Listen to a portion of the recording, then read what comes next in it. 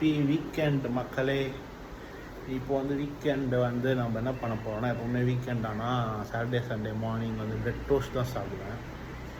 So அதை இன்றைக்கும் அதே ஃபாலோ பண்ணலாம் அப்படின்னு இருக்கேன்.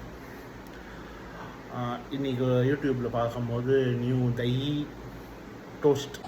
ஸோ இப்போ நம்ம என்ன பண்ணியிருக்கோம் பார்த்தீங்கன்னா, கர்ட் ஆட் பண்ணியிருக்கோம், ப்ளஸ் ஒரு சீக்ரெட் இன்க்ரீடியன்ட் அதை நான் சொல்கிறேன். பட் அது கூட வந்து மிளகாத்தூள், மஞ்சள் தூள் வந்து ஆட் பண்ணியிருக்கோம். ஒரு சீக்ரெட் இன்க்ரீடியன்ட் என்னென்னு பார்த்தீங்கன்னா, யூ வில் பி சர்ப்ரைஸ்ட். இதுதான் டாமினோஸில் ஆர்கானிக் சீசனிங்.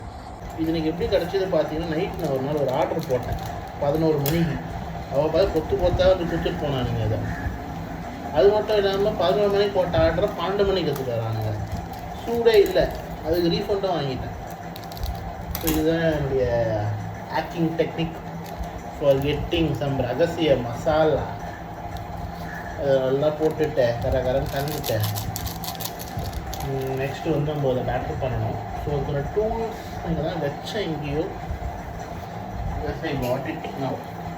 இப்போ நம்ம அதை நல்லா பேட்டர் பண்ணணும். பேட்டர் பண்ணிவிட்டு ஸோ அது வந்து கொஞ்சம் கேப்சிகம் ஆட் பண்ணலான்னு இருக்கேன். அப்போ தான் கொஞ்சம் வெஜிடபிள்ஸ் மிக்ஸ் நல்லா.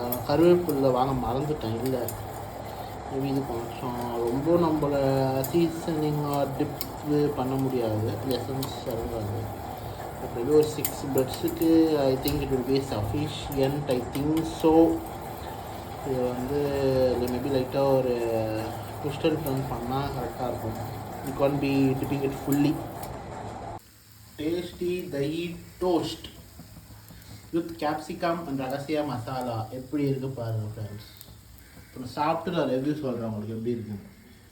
அடி போலி, இவ்வளோ டேஸ்ட்டாக நான் சொப்பனத்தில் கண்டதில்லை சாரே.